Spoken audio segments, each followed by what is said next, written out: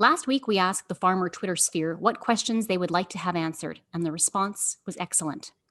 While we likely won't have time to get to all of the questions that we got, we're going to try and cover as many as we can. I will assure our listeners, and I'm going to warn our guests, that we didn't cherry pick the easy ones, as we feel it's important for farmers to get the answers they need to not only be confident in the code, but to encourage their involvement in the consultations that are currently underway.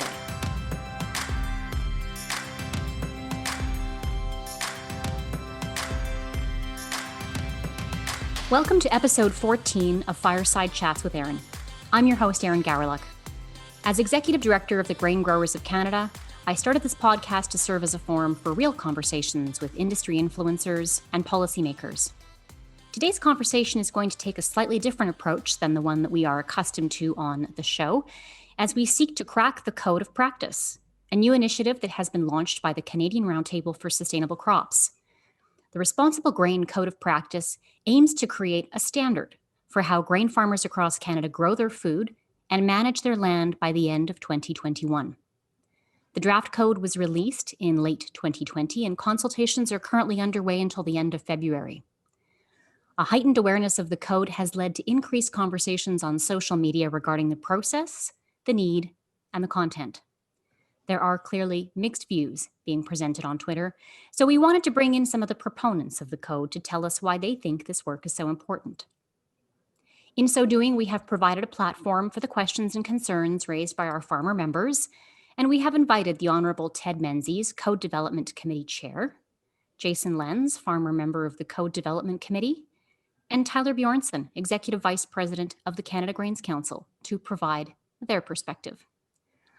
Last week, we asked the farmer Twitter sphere what questions they would like to have answered, and the response was excellent.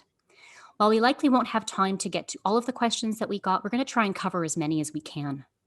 I will assure our listeners, and I'm going to warn our guests, that we didn't cherry pick the easy ones, as we feel it's important for farmers to get the answers they need to not only be confident in the code, but to encourage their involvement in the consultations that are currently underway. So perhaps we could start with a question for our first panelist, Mr. Ted Menzies. Ted, one recurring question is who is behind the code and how is it funded? As the Development Committee Chair, tell us a bit about who was involved in that work, who's funding it, and how the draft modules were developed. Well, thank you, Erin. And first of all, thank you for providing this forum to explain some of the background to this. So this is incredibly important to farmers all across Canada. So the genesis of this was the discussions that many people were involved in around public trust. And public trust and market access are two of they're tied together issues that farmers all recognize and are very aware of. So the Canadian Roundtable for Sustainable Crops struck a steering committee as a result of the discussions around the public trust and market access. And that steering committee decided that we should actually act on the fact that there's concerns with public trust and there's concerns about market access as well. So the committee put together, asked to develop a committee, a code development committee, that would be supported by a scientific advisory committee that would be supported by the communications and engagement committee. So membership from the membership of these committees was pulled together from the membership of the 40 plus members of the Canadian Roundtable for Sustainable Crops. So he asked about the funding mechanism. Approximately equal sharing of funding came from the Grain Growers of Canada, the Canola Council of Canada, Cereals Canada, Crop Life Canada, as well as Fertilizer Canada. Excuse me, Erin. So the Canada Grains Council was able to leverage this industry commitment to obtain matching funds from Agriculture and Agri-Food Canada through the CAP program, the Canadian Agriculture Policy Program. So this agreement that AAFC had agreed to as a contribution of up to 75% of the costs of deemed eligible costs. And this announcement was made by the minister, Much of the technical expertise that that was the background for the Code Development Committee came from the Scientific Committee, because these are experts, and they're experts from members of the Roundtable for Sustainable Crops. Very much extensive research went into what is federal regulation, what's already established as federal, provincial, and municipal regulation. So it was all part of putting together this first draft that people are seeing now. Thanks, Ted. That's important background. And I will get to GGC's involvement here in a moment when Jason and I talk a bit about why he volunteered to be a part of this work. But first, Tyler, I want to ask you, you have a unique perspective in your role with the Canada Grains Council, I think, in terms of, why there is even a need for a code of practice for Canadian grain farmers. And if you can speak to some of the questions around who's driving this, is it consumers, government, grain buyers, someone, or something else? Thanks, Erin, and thanks for having me here today with Ted and Jason. Ted already mentioned a fair bit around the impetus for the creation of the code, but in my view, really, public perception is driving responses from retailers, food companies, and governments on environmental sustainability, and demand from consumers about where their food comes from and how it's made is very real. We know that families that live in high value markets are interested in this, whether that's right here in suburban Canada or in places like New York, LA, Tokyo, London, all of those high value markets around the world that are really important to the Canadian grain sector.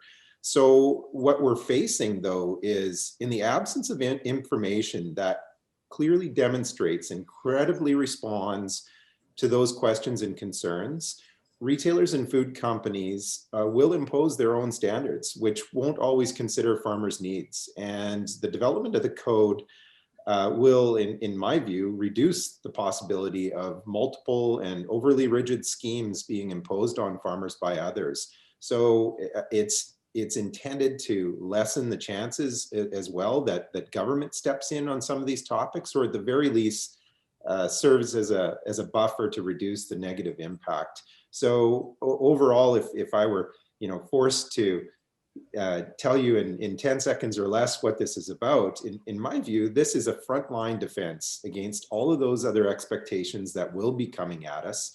Its primary purpose is to shield farmers from the attacks that will inevitably be made against us, telling them that they shouldn't be doing X, Y, or Z. That's already happening today. We have numerous examples of activism against the use of things like various pesticides, anti-GM, and the like, and just a serious unappreciation and in some case misinformation about what happens on modern farms today.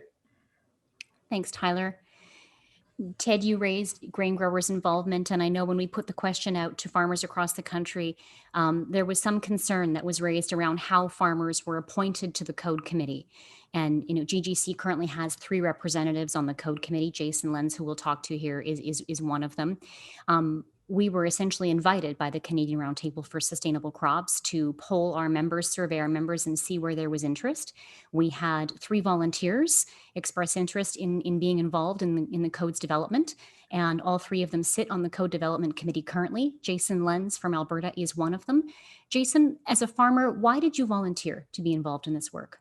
First off, thank you for including farmers on this panel. I have the utmost amount of respect for Ted Menzies and his career as both a dryland farmer in southern Alberta and all the other roles that Ted has played representing farmers throughout his career. Same goes for Tyler and his extensive agricultural background. So I'm happy to be here. To answer your question more thoughtfully though, Erin, I strive to consider myself as a somewhat of a progressive farmer who does his best to incorporate as many beneficial management practices to my farm as environmentally and economically as possible. You've been to my farm, Erin. You know that it's not perfect according to everything that's addressed in the Code of Practice. But you also know how much I care about the soil, the water, the plants, the animals, and everything that encompasses my farm and beyond. And I think all farmers do that. So in my mind, to expand on what Tyler and Ted have said, I think what this code of practice really aims to do is it highlights what farmers are doing very well here in Canada to remain sustainable for the long term. You know, Erin, over the last number of years, I keep hearing that farmers need to tell their story. And I say, here's our chance. In the big picture, if you consider what's happening outside the farm and around the world, it's exactly what Tyler says. It's that our customers and consumers want to know the how and where their food is being grown. I have relatives in the city that ask me the same question. So to answer your question in a shorter form, I really want to do my part in being proactive to show those people that we feed the how and the why we do it here in Canada. Because if we don't, I really do fear, like Tyler says, that someone else is going to do it for us. And it's not going to be in the best interest for our economic sustainability on our farms. So, you know, to finally answer your question here, Erin, I think to make a long story really short, we have to remember that the customer is always right, and farmers must help ourselves by having a tool like the Responsible Grain Code to provide them with those answers. So I hope that answered your question. It does. Thanks, Jason. And one of the questions that came up on several occasions through our outreach in preparation for this conversation was around benefits for farmers. So what's in it for me? Can I expect, for example, to receive a premium on the product that I'm selling if I abide by the code of practice? How would you respond to farmers who are asking about, you know, the benefits for farmers involved in the code? Well, myself, I actually think there's a bigger play here, Erin, that will benefit farmers in the long term. You know, rightfully so, farmers are keenly focused on their bottom lines for their own farms' economic sustainability and success. And really any business needs to be. I feel that we are an important part of the value chain that not only supports and feeds our own family farms, but we're also relied upon to feed people around the world. And I take that seriously. The reason I take it so seriously is because we need to continue to be trusted. Both Ted and Tyler spoke about the need to have public trust. So for farmers, if we can continue to inspire that trust, it means that our industry can continue to maintain, or even better yet, build our market access, which is so important to our farms' bottom lines. We need to have a response to customers and consumers around the world that are asking about our sustainable practices here in Canada. Other countries have done it, so why shouldn't we? We need to ensure that we continue to have our competitive advantage amongst some of our biggest competitors. So, you know, I'm competitive by nature, and we all need to pull on the same rope, or we're all going to end up in a big pile at the end wondering who wasn't doing their parts. And to me, to answer your question about the premium is exactly that at the end of the day, that every part of the value chain is going to be making a profit by selling our grain into every possible market in the world, and that it does remain in high demand, and also that we actually get to do it again next year, because we love what we do. So the end result is it demonstrates that Canadian farmers are leading the world in sustainable practices. Thanks, Jason.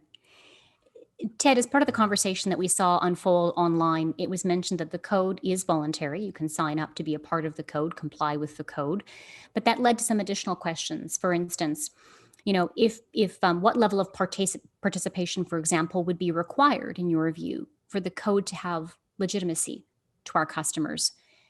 And second, maybe if there's a lag in participation, what could be done in your view to encourage more farmers to participate in the program? Well, thank you, Erin, and you raise a very good question there. In my discussions with farmers, which have been taking place since the beginning of this process, over a year ago, I guess is when we started talking about this, I refer to following the code as to give a better understanding of at least what my view of the code is. It's it's not like it's 100 km/h. 100 kilometers is the maximum speed on this road. It's following the practices that you've already done. It's following the practices that make your farm better and make it more productive. Nobody was under the illusion that this was going to come together quickly, and it has taken quite some time since the concept phase to where we're at now in the consultation phase. We'll be able to share these aggregate measures that are gathered through the process that was set up some time ago by the Roundtable for Sustainable Crops, and that's the sustainability metrics platform that will show the aggregate changes on the farm, should there be changes. And we would certainly hope that through the adoption, through farmers following this, that the results that the platform, the metrics platform, will see going forward in years to come will show the improvement, show the increase in the sustainable practices that farmers are following. And it will be a valuable tool that we can share with our customers. And as more farmers provide input into this process, which is incredibly important, and your role in this, Erin, today adds to that credibility. It shares it with more and more farmers. I truly believe they will see the value of responsible grain. Most farmers are already doing this. It's just not written down. That's the difference in my mind right now. So what we've done is written it down.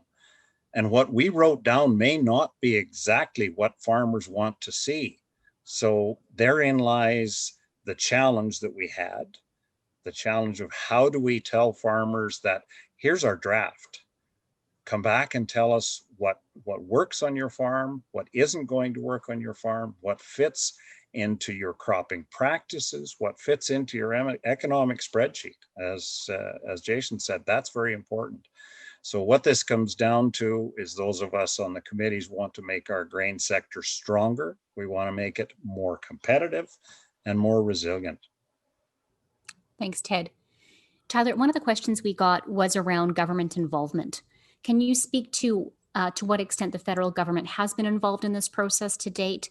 And once the code is developed, how might the government leverage the code? For example, could it be used, during trade negotiations or for any other reason? The Canadian Roundtable for Sustainable Crops, I think, saw an opportunity to fund a major portion of the code development through a partial grant from the federal government. Other than that, the code development has been 100% a private sector initiative on behalf of farmers and the rest of the grain sector. And I'm glad you asked me this question, because I've seen a lot of conspiracy theories out there, but the simple truth is this is a grain sector led initiative. Now, in terms of, how might the government use this in the future, maybe I'll answer that through the back door. And I'll start by saying the code is voluntary. There are no audits imposed. There's no additional paperwork. If you think that enrolling in specific sustainability certification schemes that end users might put into place that has on-farm audits and record-keeping requirements remains a choice for individual farmers and a contractual relationship between willing buyers and sellers. There are numerous examples out there that farmers will be very familiar with, including with companies like General Mills, Warburton's, EU Biofuels, among others. Just to talk about, the premium side and how this might or might not be used. The code isn't meant to replace those commercial activities where farmers are getting paid to follow and document sustainability practices. The code's meant to be a common communication tool that can be used by all Canadian producers and their customers to demonstrate the general practices that are being followed. And if that's not clear, then I hope the following comments might be. The code isn't about Canadians producing a premium product for which everyone will get paid. This is about making us competitive with the rest of the pack frankly, I'm starting to see this as the bare minimum, and many customers are asking for a heck of a lot more. We see farmers in other countries have already moved forward on this topic. The US producers in particular seem to be 4 to 5 years ahead of us in demonstrating generally acceptable sustainability practices across their entire country. And in some cases, it's giving them a competitive advantage in a bulk market. And so the reason why I said this is a backdoor answer, it's because I think this is about us responding to the marketplace, not about what government can do with it. It's about us responding to our customers and not allowing others to tell us what to do, but rather to show them the good things that we're already doing and be able to respond to concerns where they're clearly coming out from the marketplace. Maybe just a quick follow-up, Tyler. Do you think there's a role for government in the future? So once the code is developed and is being adopted, for example, do you think that the code could be used to deliver incentives to farmers or to be part of the government's overall environmental plan? Any thoughts there? Well, my crystal ball may not be is as in focus as maybe some others out there by the looks of the chitter chatter on Twitter. But I would say if you don't have a code of practice and you've got clearly governments, I wouldn't even just say in Europe or in the US, right here at home, who are very active on an environmental agenda, I'd be very, very worried on behalf of the grain sector if we didn't take the bull by the horns. Maybe I need a grain metaphor there, but if we didn't take the bull by the horns and say, no, hang on. These are all of the great things that we're doing from a sustainability point of view today. And as a result, just to pick on a department, as a result, Environment Canada, you need to recraft your proposal, because that's not grounded in the reality of what's going on in the Canadian countryside. And so I think the code is going to be a very valuable tool for us across the board in educating regulators and government in general, both here at home and abroad. Environmental policy making isn't going away anytime soon. It's not a fad. It's not something that is going to go by the wayside in a couple of years. I think this is firmly embedded in many government agendas, this idea of environmental improvement. Of course, there's degrees to which those actions might take place. And I think it would be highly imprudent of us to not respond to the growing let's say voices for, at the very least, information about this. And at the far end of the scale, I think we're seeing some of those responses right now from some jurisdictions. So again, to go back to my original comment, in my mind, this is an important front line of defense. It's important that we have, that we define what our sustainability practices are and not leave that to someone else. Yeah, and to your point about government involvement, you don't have to look much further, I think, than the most recent mandate letter or the supplementary mandate letter that was issued by the Prime Minister to our Agriculture Minister on January 15th, where they reiterated the important relationship between agriculture and Environment and Climate Change Canada and working with the sector to achieve some objectives in that space. So that work is already very much underway. Thanks, Tyler. Ted, the code is essentially broken down into two sections. You have required practices and you have recommended practices. Some farmers had some questions around the difference between the two.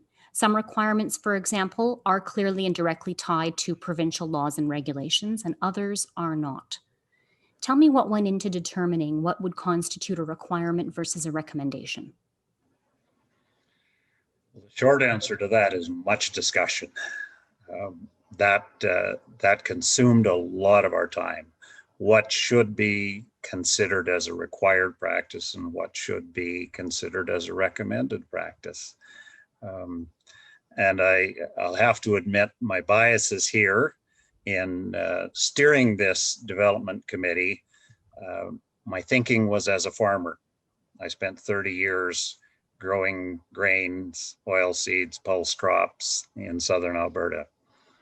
And so when it came to these discussions, I always made sure that if one of our farmer members wasn't jumping up and saying this will work or it won't work, or this is right, this is wrong, I would put them on the spot and ask them to contribute.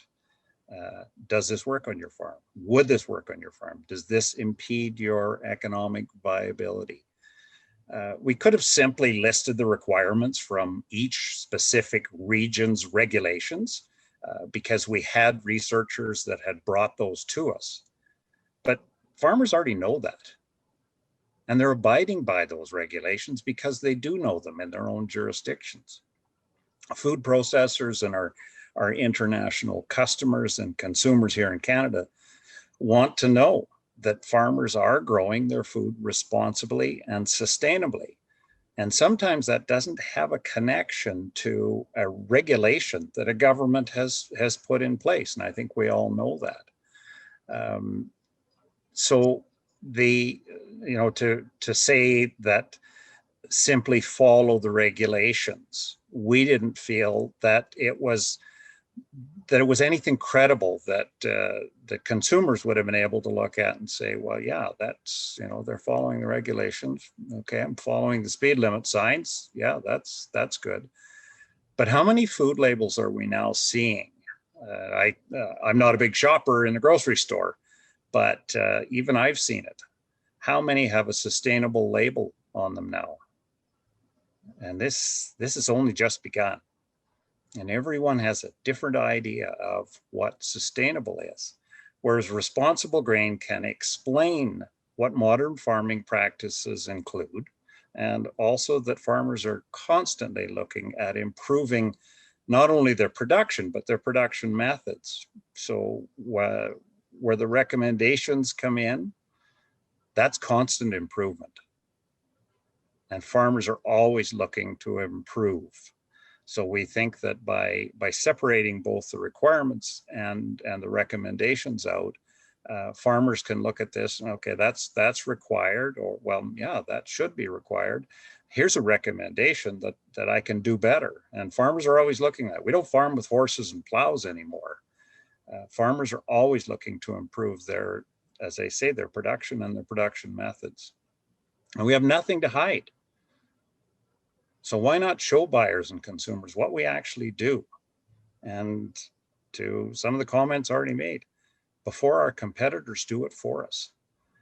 Why would you wait for somebody else to tell you what they think is sustainable on your farm when you actually already know? We saw this happen in the EU, where they went from being a net food exporter, and they're now a net food importer. Farmers were not considered in those new regulations. And this is what Responsible Grain is offering to you now. So we encourage farmers to be part of building this process. Thanks, Ted. Jason, I want to talk for a moment about compliance. I got some mixed views on this on Twitter when I asked the question. Some farmers were saying that the majority of farmers will not be able to implement all of the practices outlined in the code. Whereas another farmer tweeted, most successful farmers are already doing these things. Now, I know you farm in Alberta, and the code is national in scope. Canada's a big country, and farming practices will vary from coast to coast. So I don't expect that you can speak necessarily to compliance for every farmer across the country. But when you were going through this process with your counterparts from Western and Eastern Canada, tell me a bit about what the conversations were like around compliance. Yeah, well, that's a great question, Erin, and a tough one for any farmer to answer, because we don't all necessarily farm the exact same way. And what I see the biggest differences in the code are the practices that are based on the vastness of the agricultural landscape here in Canada. But even more specifically, some of the significant differences in the growing conditions and the different crops that are grown even within each province. So here's the best example I can think of at the moment.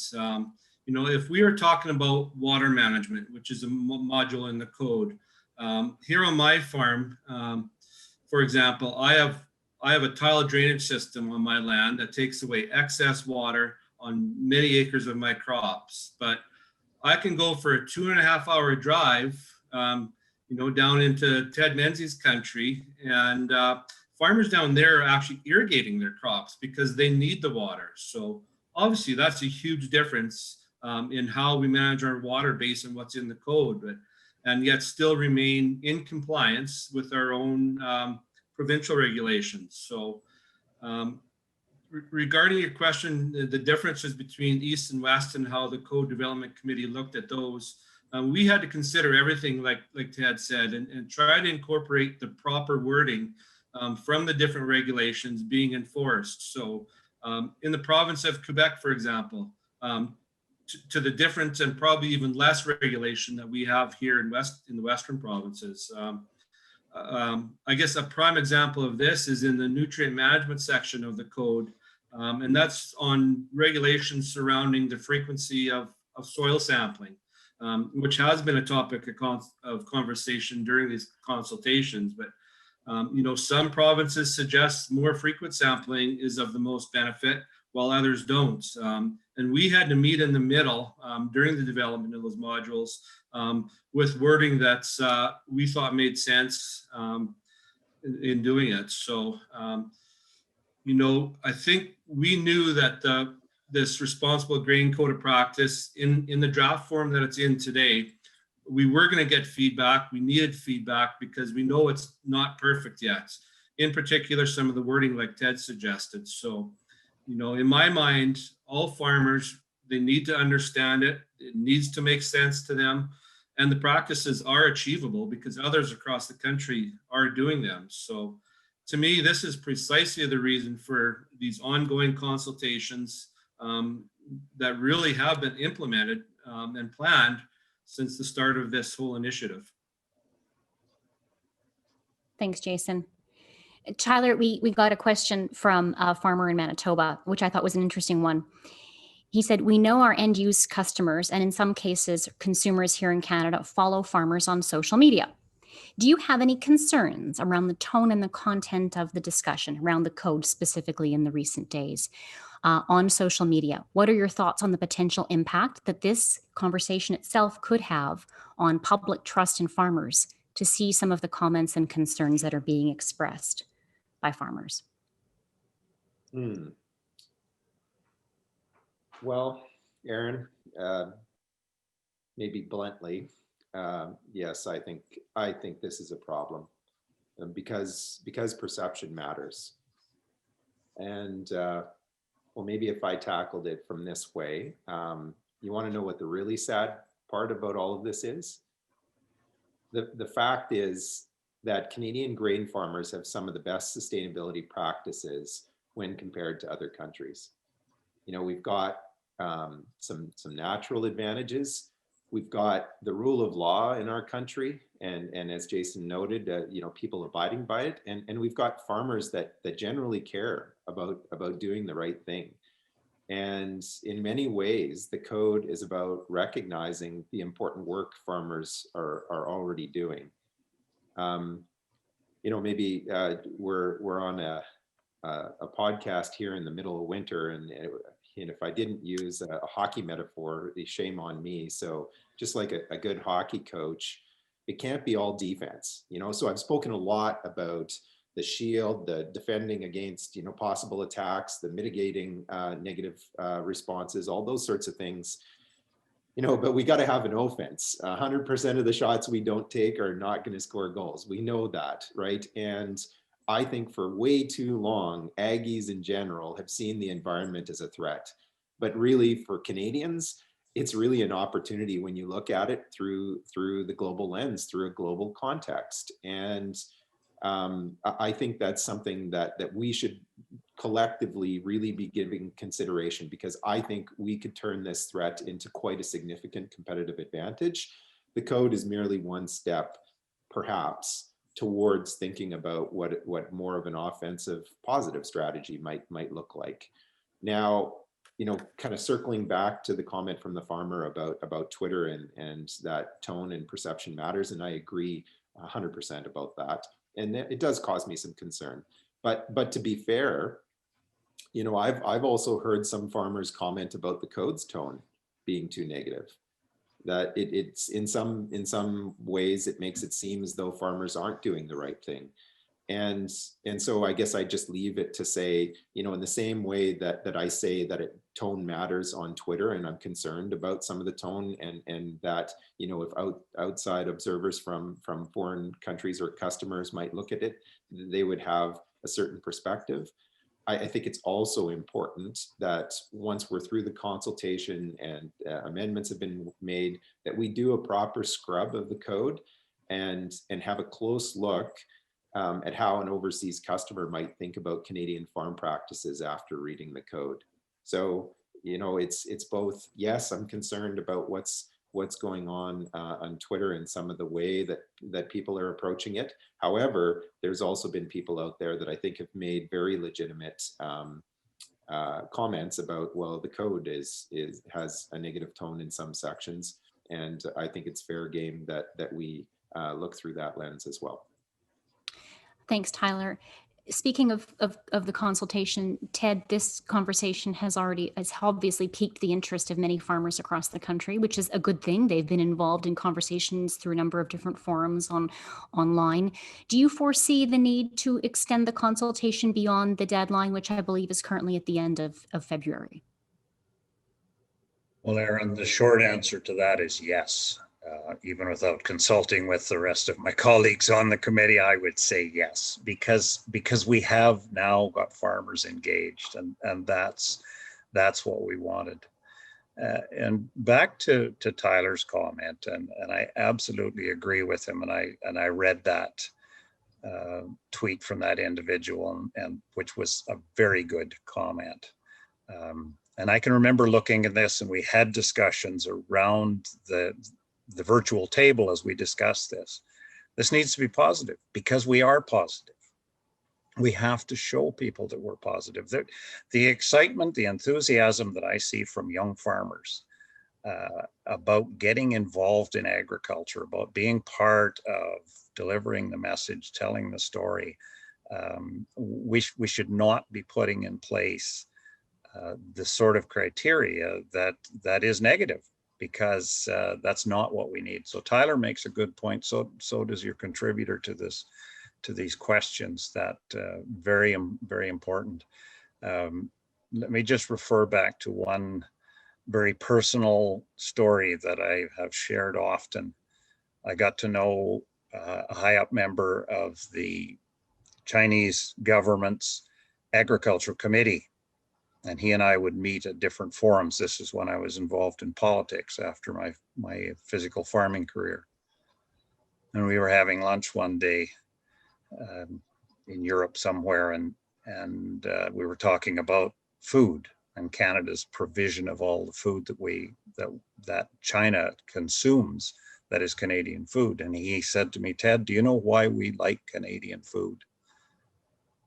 I couldn't give him a succinct answer. And he said, "It's because it's grown in pristine conditions."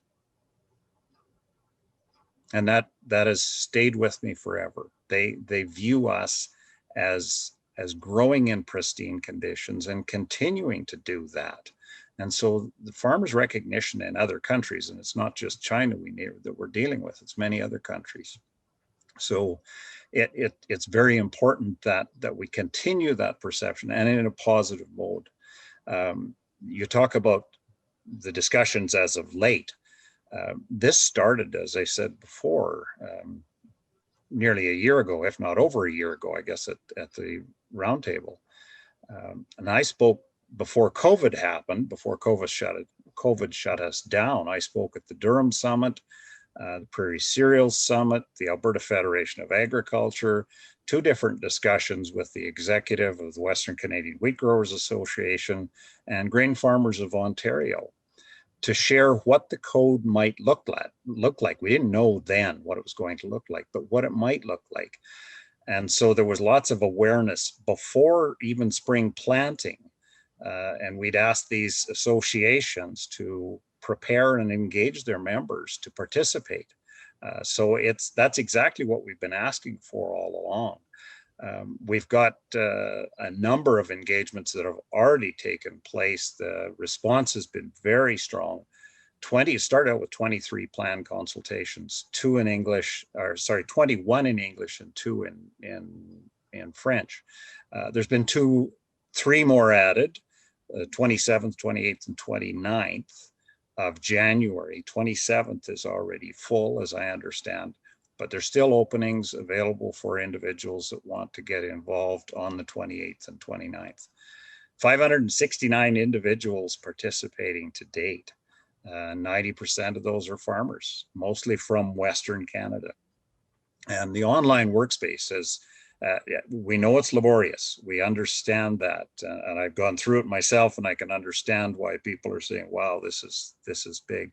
So we've looked at some of the consultations in a simplified format, the online survey in a simplified format.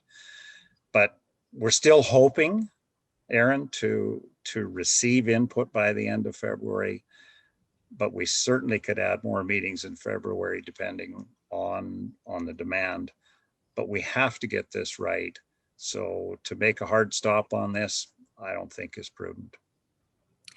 And then what? What do you expect will happen after you collect all of this great information through the consultation process? If there are any significant changes that you need to make to the draft code as a result of the feedback that you get from farmers, do you plan to engage with the farming community again? Do you plan to show them your work? What do you expect will happen at that point? Well, I'm going to go out on a limb here again, but I'm going to suggest that as we have to get this right, our support team, that have been working on this all along, and we need to thank them. I think this was far more in depth than perhaps these are great people that are helping us. I think even they realized that this was a bigger project than they had taken on.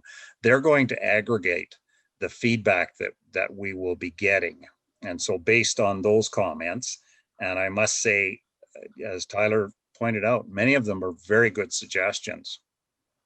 There will likely need to be changes. And so I've seen some already. One example was the soil testing that Jason raised. We don't necessarily have to go out and physically soil test anymore, because there is new technologies that provide that same information without driving across the field with a pickup truck and a probe. So we may have to change some of this. This is evolving as we're developing this. Every farmer that provided input will have an opportunity to see and to comment on those revisions. And there's no real reason that I can see that everyone who contributed would not be able to review the updated version. I'm going on a bit of a limb here, but I'm making that commitment. It only makes sense. We've promised we want to get this right. Let's stick to that. Okay, I think we have time for one final question. One question I'm going to ask all of you to respond. Tyler, I'm going to start with you. What, in your view, is the best outcome of this consultation process and ultimately coming out of the implementation of the code itself?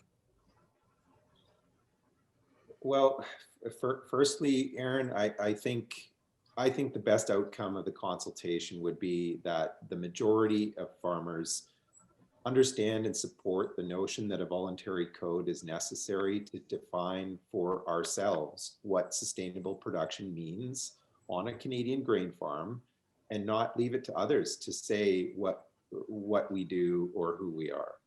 So I think that's best outcome number one.